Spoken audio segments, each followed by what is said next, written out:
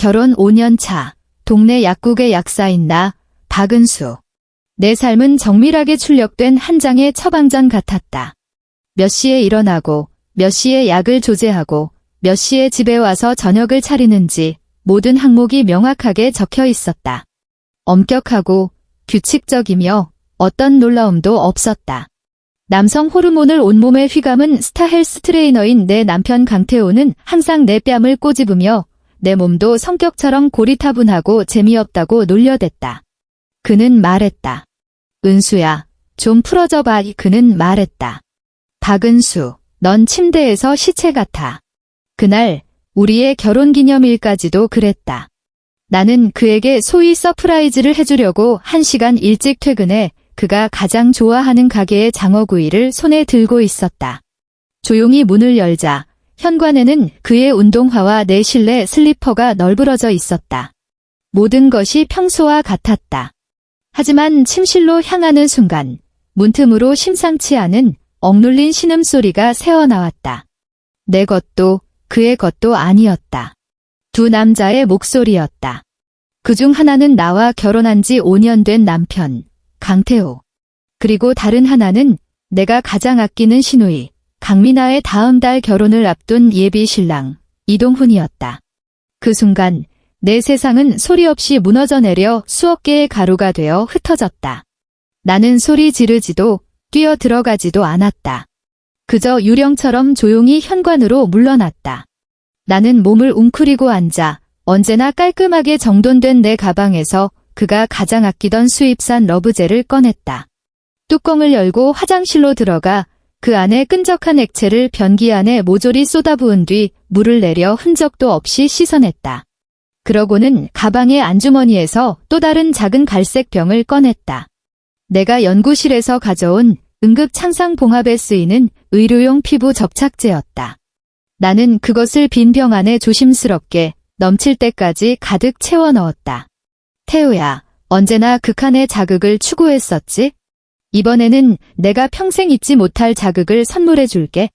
내 인생이 고인 물이라면 강태우는 매일 정확하게 던져지지만 아무런 물결도 일으키지 못하는 돌멩이였다.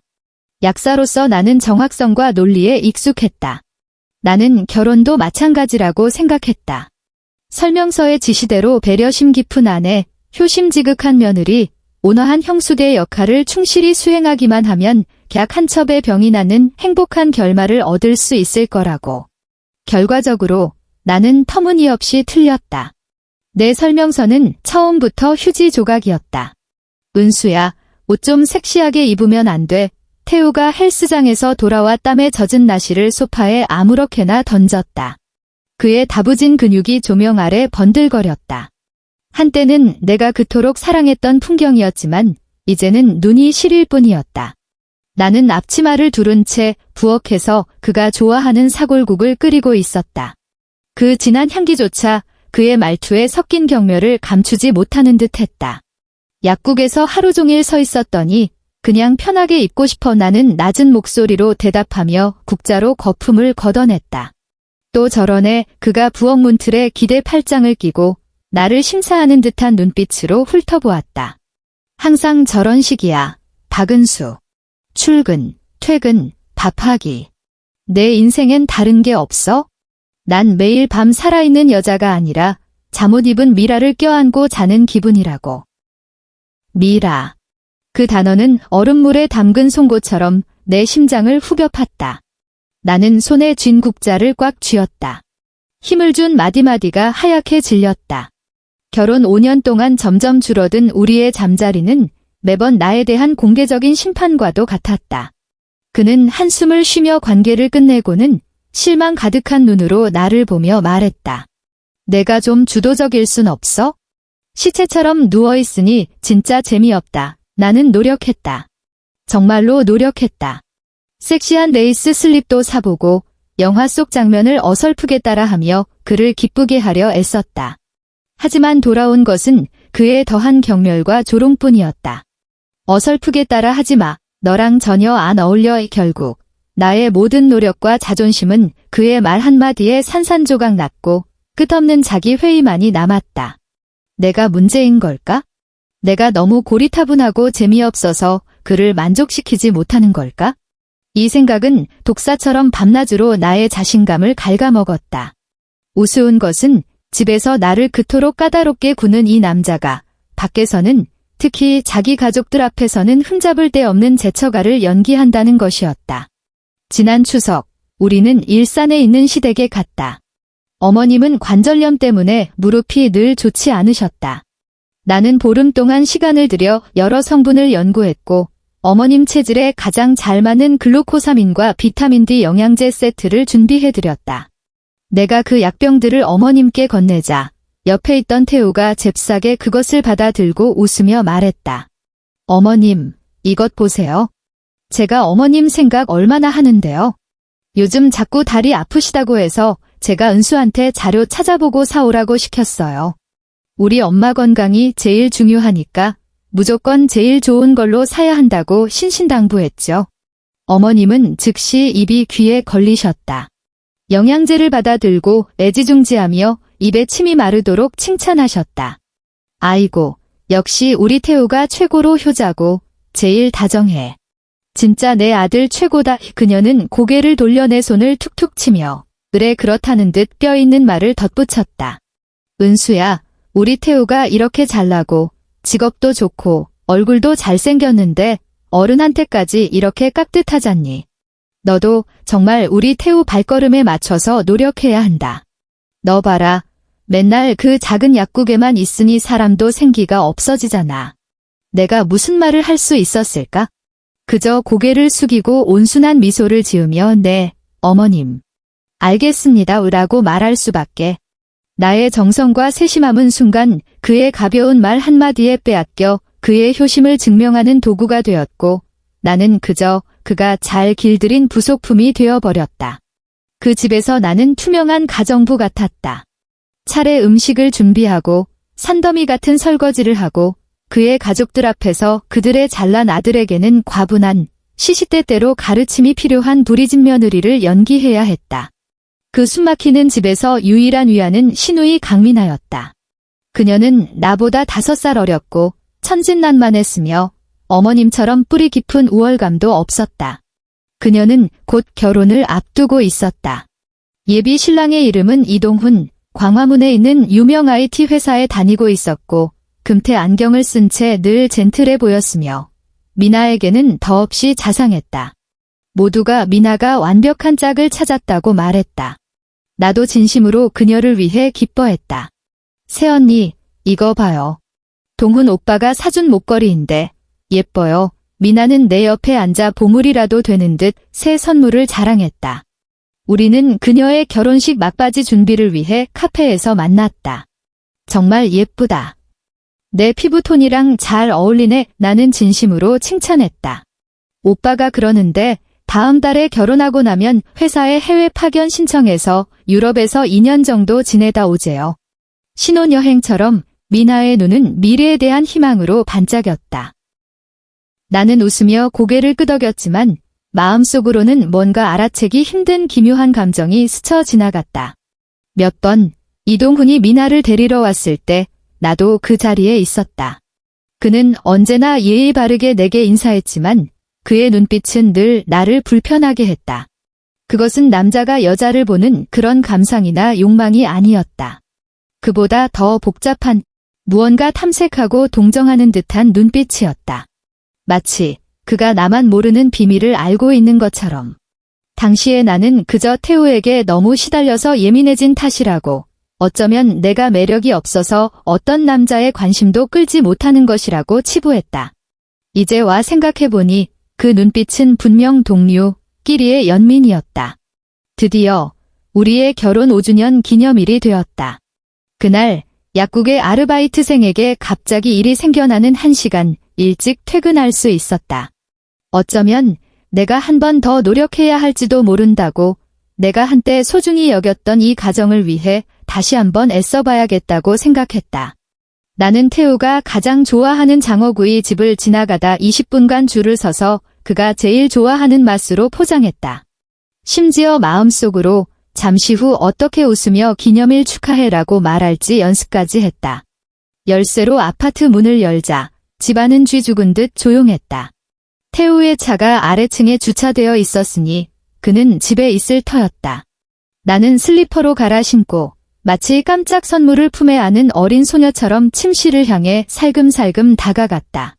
그러나 내 손이 막 문고리에 닿으려는 순간 그 소리를 들었다. 태우 형, 살살. 이동훈의 목소리였다. 억눌려 있었지만 감출 수 없는 쾌락이 섞인 목소리. 순간 혈액이 굳어버렸다. 곧이어 태우의 나지막한 웃음소리가 들려왔다. 그와 내가 관계를 가질 때는 단 한 번도 들어본 적 없는 짙은 정욕이 묻어나는 웃음소리였다. 왜? 벌써 힘들어. 내가 제일 좋아하는 게 이거잖아. 머릿속이 하얘지고 온 세상이 소리를 잃은 흑백 영화가 되었다. 나는 영혼이 뽑혀나간 꼭두각시처럼 기계적으로 통제 불능 상태로 문틈으로 눈을 가져다 댔다. 침실에는 불이 꺼져 있었고 창밖에서 들어오는 희미한 빛만이 침대 위에서 뒤엉킨 두 남자의 실루엣을 그리고 있었다. 내 남편, 강태우가 내 예비 제부, 이동훈의 몸 위에 올라타 있었다. 그 순간 나는 마침내 모든 것을 깨달았다. 그는 여자에게 관심이 없는 게 아니었다. 그저 나라는 여자에게만 관심이 없었을 뿐이다. 시체와 미라에 대한 그의 모든 모욕, 내 몸매와 성격에 대한 그의 모든 폄하는 자신의 진짜 성정체성을 감추기 위한 변명이자 자기 내면의 뒤틀림과 불안을 모두 내게 투사하는 정신적 학대에 불과했다. 그가 나와 결혼한 것은 가족과 사회 앞에서 정상적인 남자라는 가면을 쓰기 위함이었다. 속이 울렁거렸지만 토할 수는 없었다. 울지도 않았다. 눈물 한 방울 나오지 않았다. 나는 그저 조용히 저 한 쌍의 원항을 방해할까 두려운 듯 한 걸음 한 걸음 현관으로 물러났다. 나는 몸을 웅크리고 앉아 핸드백을 열었다. 그의 침대 머리맡에 놓여있던 포장이 화려한 그 수입산 러브젤이 떠올랐다. 그리고 나는 가방 가장 깊숙한 안주머니에서 작고 갈색에 아무 라벨도 붙어있지 않은 의료용 접착제 병을 더듬어 찾아냈다. 내 인생에 이 순간부터 새로운 처방전이 발급되었다. 그 처방전의 이름은 복수였다. 다음 날 나는 평소처럼 정시에 약국에 출근했다. 유리창을 통해 쏟아지는 햇살이 새하얀 조제대를 비췄다. 모든 것이 질서정연했고 그것은 내 안의 차가운 결심과도 같았다. 어젯밤의 장면이 뇌리에서 반복 재생되었지만 이미 어떤 파문도 일으키지 못했다. 그저 해부하듯 냉정한 감정만이 남았을 뿐이다. 고통스러운가? 물론이다. 하지만 고통이 극한에 달하면 남는 것은 마비와 깨달음뿐이다. 그 자리에서 터뜨리지 않았다. 그건 너무 값싼 처사였다. 내가 원한 것은 히스테릭한 싸움이 아니라 정교하게 계획된 수술이었다. 이 썩어 문드러진 결혼이라는 종양을 내 몸에 기생하던 구더기들과 함께 정확하게 도려내는 수술. 점심시간, 나는 약국 문을 잠그고 뒤편 창고로 들어갔다. 외과 소모품이라고 적힌 캐비닛 안에서 내가 원하는 것을 찾아냈다. 강력하고 방수가 되며 전장이나 대수술에서 응급창상봉합에 전문적으로 쓰이는 의료용 피부 접착제. 그 성분은 시아노아크릴레이트의 계량형으로 특정 온도와 습도에서 피부에 닿으면 순식간에 중합되어 굳어지며 견고한 막을 형성한다. 그 접착력은 전용 용해제를 사용하지 않는 한 억지로 떼어내려 하면 피부와 조직에 심각한 파열을 일으킬 정도였다. 나는 장갑을 끼고 주사기로 가득 한 관을 뽑아 깨끗이 씻어둔 러브젤 병 안에 조심스럽게 주입했다. 투명한 액체가 병을 다시 채우는 것을 보며 나는 어느 결정적인 순간에 그것이 두 더러운 영혼을 가장 치욕스러운 방식으로 영원히 결합시킬지 상상할 수 있었다. 저녁에 집에 돌아오니 태우가 이미 와 있었다. 그는 평소처럼 나를 투명인간 취급하며 휴대폰으로 헬스 회원들과 채팅하기에 바빴다. 나는 조용히 저녁을 차려 식탁에 올렸다. 태우 씨, 내가 입을 열었다. 내 목소리는 나 자신도 낯설 만큼 온화했다. 우리 얘기 좀 해요. 그가 고개를 들었다. 얼굴에는 귀찮다는 표정이 가득했다. 무슨 얘기? 우리 관계요. 나는 시선을 떨구고 금방이라도 울음이 터질 듯한 얼굴로 말했다. 알아요. 계속 제 문제였던 거. 제가 충분히 열정적이지도 매력적이지도 않아서 당신을 실망시켰죠. 저 당신을 위해 변하고 싶어요. 우리 부부 상담 받아보는 거 어때요? 그는 잠시 멈칫하더니 이내 내가 드디어 현실을 깨달았구나 하는 듯한 거만한 미소를 지었다. 부부 상담. 그게 효과가 있을까? 해보기라도 해야죠. 나는 거의 애원하는 듯한 말투로 말했다. 당신을 잃고 싶지 않아요. 이 가정을 잃고 싶지 않아요. 제발요. 나의 나약하고 비굴한 모습은 그의 허영심을 크게 만족시켰다. 그는 결국 동의했다. 심리상담실에서 나는 죄책감에 가득 차 결혼을 되돌리고 싶어 안달이 난 아내가 되었다. 나는 의도적으로 대화를 이끌어 상담사가 내가 미리 준비해둔 질문들을 하도록 유도했다. 강태우 씨, 결혼 생활의 문제가 주로 어디에 있다고 생각하시는지 구체적으로 말씀해 주실 수 있나요? 태우는 즉시 말문을 열었다. 그는 소파에 기대 앉아 거만한 자세로 장광설을 늘어놓기 시작했다. 문제요. 문제는 저 여자가 너무 재미없다는 거죠. 매일 밤 미라를 껴안고 자는 기분이라니까요. 일부터 생활까지 그렇게 고지식할 수가 없어요. 잠자리에서는 말도 마세요. 재앙 수준이에요. 그가 뱉는 모든 말은 독을 바른 칼날 같았지만 내 심장은 더 이상 아프지 않았다. 나는 그저 조용히 앉아 무릎 위에 놓인 핸드백 속에서 녹음 버튼을 살며시 눌렀다. 그 작은 붉은 점은 내가 그를 위해 정성껏 준비한 묘비명이었다. 저는 활력이 넘치는 사람이고 제 인생엔 열정이 필요해요. 열심히 일하고 몸매를 관리하죠. 저에겐 제 속도에 맞춰줄 수 있는 파트너가 필요하지 발목이나 잡는 생기 없는 가정주부가 아니라고요. 그는 신이 나서 떠들어댔고 상담사의 미묘한 표정 변화나 내 눈에 스친 차가운 빛은 전혀 눈치채지 못했다. 증거 수집은 전방위적인 증거 사슬이 필요했다. 감정적 배신은 기록되어야 했고 그들의 더러운 거래 역시 흔적을 남겨야 했다. 나는 신우이 미나 앞에서 무심코 몇 가지 이야기를 꺼내기 시작했다. 미나야, 요즘 동훈 씨 차가 자꾸 우리 아파트 단지 앞에서 보이더라. 한 번은 통화 중에 나는 잡담하듯 말했다. 정말 자상하다.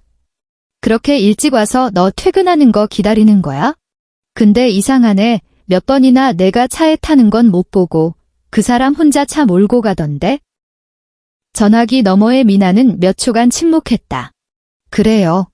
근처에 볼 일이 있었나 보죠. 그녀의 말투에는 이미 미세한 의심이 깃들어 있었다. 나는 알았다. 의심의 씨앗은 한 번 심어지면 그녀의 마음속에서 미친 듯이 뿌리내리고 자라날 것이라는 것을. 마지막 단계, 그리고 가장 결정적인 단계는 재산이었다. 꼼꼼한 약사로서 나는 숫자와 규칙에 타고난 감각이 있었다. 나는 줄곧 집안의 재무관리를 맡아왔지만 태우의 수입은 독립적이었고 그는 매달 생활비 명목으로 공동계좌에 일정 금액을 이체해왔다. 나는 그게 전부인 줄 알았다. 하지만 이제 나에겐 더 날카로운 수술칼이 필요했다. 나는 연말정산을 정리해야 한다는 핑계로 그의 개인 계좌 거래 내역을 요구했다. 그는 코웃음을 쳤다. 내가 뭘 안다고? 내 돈 함부로 건드리지 마. 그냥 확인만 해보려는 거야? 합법적으로 절세할 수 있는 항목이 있는지 보려고. 나는 여전히 그 온순하고 무해한 표정을 유지했다. 그는 결국 귀찮다는 듯 전자청구서를 내게 보내주었다. 그날 밤 나는 식탁에 앉아 아이스 아메리카노 한 잔과 함께 밤을 새웠다. 나는 복잡한 약물 성분표를 분석하듯 그의 자금 흐름을 하나하나 분석했다. 곧 문제를 발견했다. 지난 1년간 매달 일정한 금액이 그의 월급 통장에서 내가 들어본 적도 없는 증권사 계좌로 이체되고 있었다. 그 계좌는 그의 신분증으로 개설된 것이었다. 나는 그 실마리를 따라 증권사 웹사이트에 접속했고 그의 개인정보와 내가 추측한 몇 가지 비밀번호 조합으로 놀랍게도 로그인을 성공했다. 화면에 찍힌 눈부신 숫자를 보며 나는 냉소를 터뜨렸다. 거의 1억 원에 가까운 돈. 이 돈은 전부 우리의 혼인 후 공동 재산이었지만 그에 의해 몰래 빼돌려져 몇몇 고위험 미국 주식과 암호화폐에 투자되고 있었다. 나는 침착하게 모든 이체 기록과 거래 증명서를 캡처한 뒤 지프린터로 한 장 한 장 복사했다. 그 두꺼운 종이 뭉치를 보며 나는 마치 전장으로 나서는 병사가 자신의 가장 날카로운 무기를 닫고 있는 기분이었다. 강태우, 너는 내 거짓말과 배신으로 내 손으로 직접 화려한 공중누각을 지었다. 그리고 나, 박은수는 이제 웃으면서 내 발밑의 가장 중요한 기둥들을 하나씩 전부 뽑아버릴 것이다. 복수의 향연은 언제나 가장 예상치 못한 순간에 시작된다. 그 주말, 어머님과 신우인의 식구가 결혼식 세부 사항을 최종 조율하기 위해 집에 오기로 약속되어 있었다.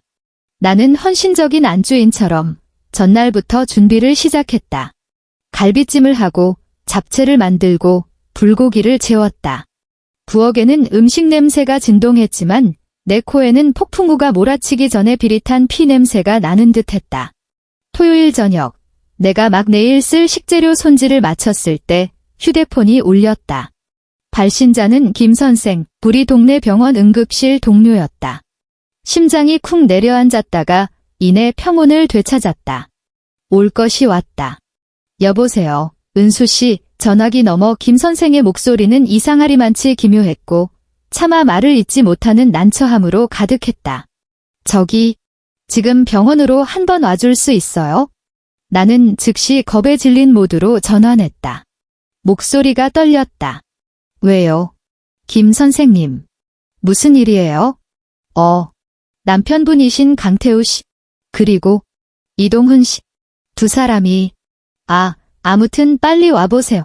두 사람이 붙어버렸어요. 우리 병원에. 그가 잠시 말을 멈추고 용어를 고르는 듯 했다. 붙어버렸다니요. 나는 울음 섞인 목소리로 소리쳤다. 연기력이 너무 뛰어나 나 자신에게 박수를 쳐주고 싶을 정도였다. 무슨 말씀이세요? 교통사고라도 났나요? 많이 다쳤어요. 교통사고는 아니고요. 김 선생이 한숨을 쉬며 목소리를 낮췄다. 물리적인 의미로 붙어버렸어요. 와보시면 알아요. 3번 응급실입니다. 전화를 끊고 나는 심호흡을 한 뒤 즉시 어머님께 전화를 걸었다. 내 목소리에는 적절한 공포와 흐느낌이 가득했다. 어머님, 큰일 났어요. 태우 씨가 쓰러졌어요. 지금 응급실에 있어요. 아버님이랑 빨리 와보세요. 이어서 신우이 미나에게도 전화를 걸었다. 미나야, 빨리 병원으로 와. 오빠랑 동훈 오빠가 같이 사고가 났어. 내가 병원에 도착했을 때 응급실은 한바탕 난리가 나 있었다. 나는 한눈에 3번 응급실 앞에서 수군거리며 기묘한 표정을 짓고 있는 간호사들을 발견했다. 김 선생은 나를 보자 구세주라도 만난 듯 황급히 나를 한쪽으로 끌어당겼다. 은수 씨, 이게 도대체 어떻게 된 일이에요? 두 사람 무슨 약을 쓴 거죠? 우리가 온갖 방법을 다 써봤는데 도저히 떨어지질 않아요. 힘을 주면 아프다고 소리를 지르는데 피부가 찢어지기 시작해서 나는 전혀 알아듣지 못하는 척 그저 울면서 물었다. 태우 씨는 어때요? 대체 어떻게 된 거예요? 바로 그때 어머님과 아버님 그리고 새하얗게 질린 얼굴의 미나가 비틀거리며 달려왔다. 태우는 내 아들은 어딨어? 어머님이 내 팔을 붙잡고 다급하게 물었다. 나는 눈물을 닦으며 커튼이 단단히 쳐진 응급실을 가리키고 흐느끼며 말했다. 안에 있어요. 의사 선생님이 상황이 아주 복잡하다고. 어머님은 더 이상 기다릴 수 없다는 듯 나를 밀치고 맹렬하게 커튼을 획 열어젖혔다. 시간은 그 순간 정지했다. 커튼 뒤 응급 병상 위에는 두 남자가 기괴하고 치욕스러운 자세로 단단히 결합되어 있었다. 하얀 시트 한 장이 간신히 그들의 허리를 덮고 있었지만 드러난 상반신과 고통, 민망함, 공포로 일그러진 두 얼굴이 모든 것을 설명해주고 있었다. 내 남편, 강태우와 나의 미래 재수씨가 될 뻔했던 이동훈. 아닥, 어머님은 심장이 찢어지는 듯한 비명을 지르더니 그대로 눈을 뒤집고 뒤로 쓰러졌다. 아버님은 허둥지둥 그녀를 부축했지만 자신도 놀라 입술이 파래진 채 아무 말도 하지 못했다. 그리고 미나. 그녀는 그 자리에 서서 순식간에 풍화된 석상처럼 굳어 있었다. 얼굴에 핏기가 완전히 가시고 텅 빈 눈으로 그 침대를, 자신이 그토록 사랑했고 평생을 함께하기로 했던 남자가 자신의 친오빠와 세상에서 가장 더러운 방식으로 뒤엉켜 있는 모습을 바라보고 있었다. 그것은 슬픔도 분노도 아니었다. 믿음이 완전히 무너져 내린 후의 정막이었다. 응급실 복도 전체가 죽음 같은 정적에 휩싸였고 모든 사람의 시선이 이 황당한 무대에 집중되었다. 간호사들은 허둥지둥 어머님의 인중을 눌렀고 의사들은 서로 얼굴만 쳐다보며 눈앞의 이 막장 가족 드라마를 어떻게 처리해야 할지 몰라 했다. 이 혼란의 한가운데서 나, 박은수는 천천히 몸을 바로 세웠다. 나는 모든 슬픔과 연약함을 거두고 얼굴에는 차가운 평온함만을 남겼다.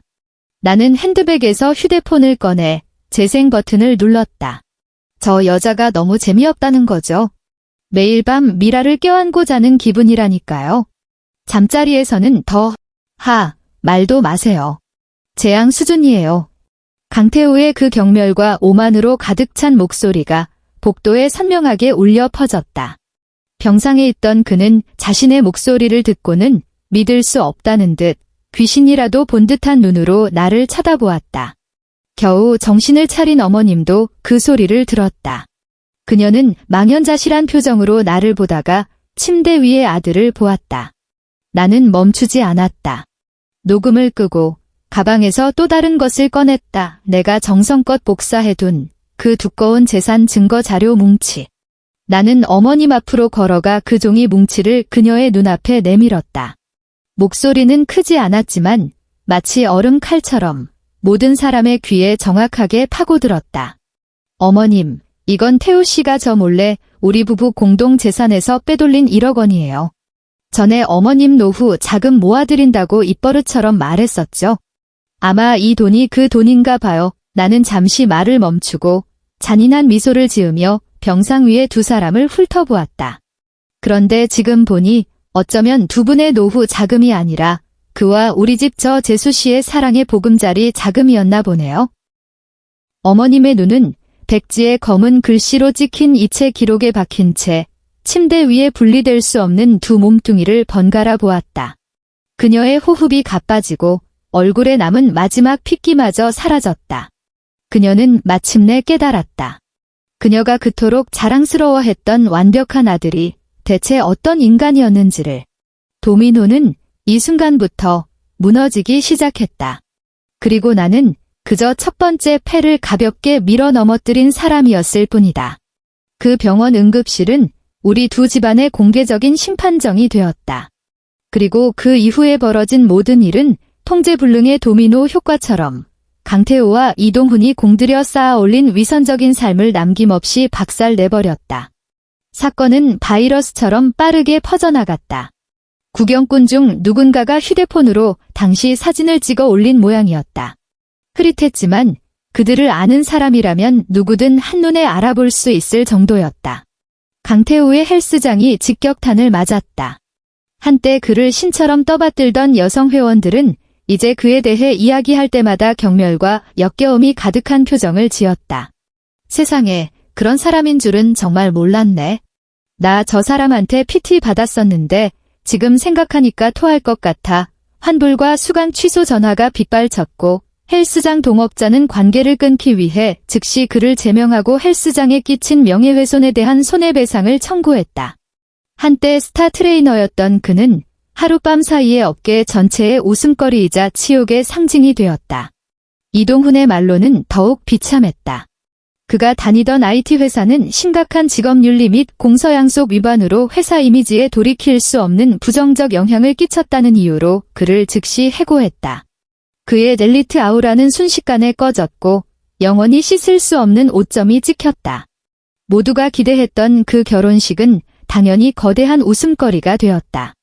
웨딩 사진은 내려졌고 호텔은 취소되었으며 발송된 모든 청첩장은 친지들에게 보내진 치욕의 편지가 되었다. 그리고 한때 화목했던 시댁은 완전히 포연히 자욱한 전쟁터로 변했다. 시누이 미나는 초반의 적막 끝에 완전한 정신 붕괴를 맞았다.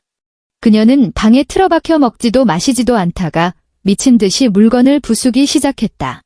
이동훈이 선물한 모든 것을 하나하나 창밖으로 내던지며 개에게나 줘버린 청춘과 작별하는 듯 했다. 그녀는 더 이상 천진난만한 소녀가 아니었다. 모든 사랑은 뼛속 깊은 증오로 변했다. 그녀는 이동훈의 기만을 증오했고 자신의 행복을 친손으로 망가뜨린 오빠를 더욱 증오했다. 다 너 때문이야. 이 변태 새끼야. 왜 내 인생을 망쳐?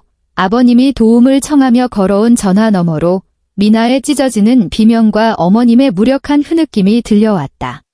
한때 그토록 기세등등하게 아들만 감싸던 어머님은 이제 딸의 원망과 아들의 추문 앞에서 완전히 무너져 내렸다.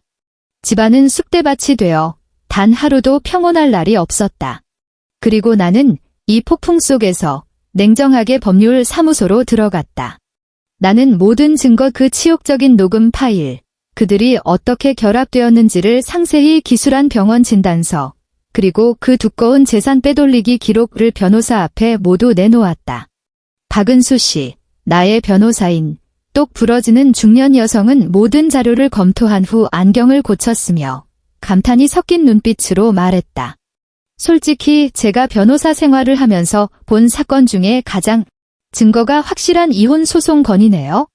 혼인 중 외도, 그것도 동성인 가족의 약혼자를 상대로 한 점은이 극히 악질적입니다. 녹음으로 증명된 장기적인 정신적 학대, 즉 가정 내 정서적 폭력, 거기에 악의적인 부부 공동 재산 빼돌리기까지.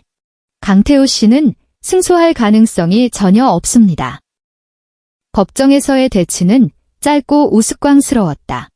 강태우의 변호사는 모든 것을 술김에 벌어진 한 번의 실수로 몰아가려 했지만 여러 의사가 공동 서명한 강력 접착제에 대한 의학 보고서는 그 변명을 터무니없이 만들었다.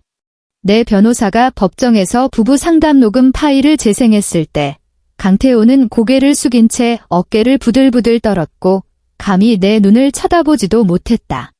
한때 내 자존심을 파괴하는 데 사용했던 그의 말들이 이제는 그의 관뚜껑에 박히는 못이 되었다. 판결이 나기 전 어머님이 나를 찾아왔다. 그녀는 내 약국 문 앞에서 오후 내내 나를 기다렸고 나를 보자 한때 그토록 고고했던 여인의 얼굴에는 초췌함과 애원이 가득했다. 예전의 위세는 온데간데 없었고 머리는 희끗희끗해졌으며 허리도 굽어 있었다. 은수야, 그녀가 내 손을 잡았다. 그 손은 차갑고 떨렸다. 엄마가 부탁할게. 우리 태우 좀 용서해주면 안 되겠니? 걔도 잘못한 거 알아. 정말로 잘못했다고 하고 있어? 우리 집은 이미 끝났어. 내가 법정에서 일을 너무 매정하게만은 하지 말아주면 안 될까? 나는 조용히 내 손을 빼내며 그녀를 바라보았다. 어머님, 나는 여전히 그렇게 불렀지만 말투에는 어떤 온기도 없었다.